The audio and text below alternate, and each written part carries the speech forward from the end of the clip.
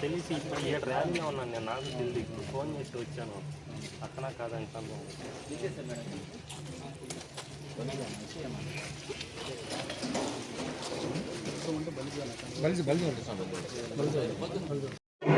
మా బిడ్డ ఒక వారసు కూడా చంపిస్తే ఇప్పుడు మేము పొద్దు ఆ తల్లికి ఒక బిడ్డ ఉంటే ఆడబిడ్డ ఆ బిడ్డ బస్సు కింద పడి చచ్చిపోయింది.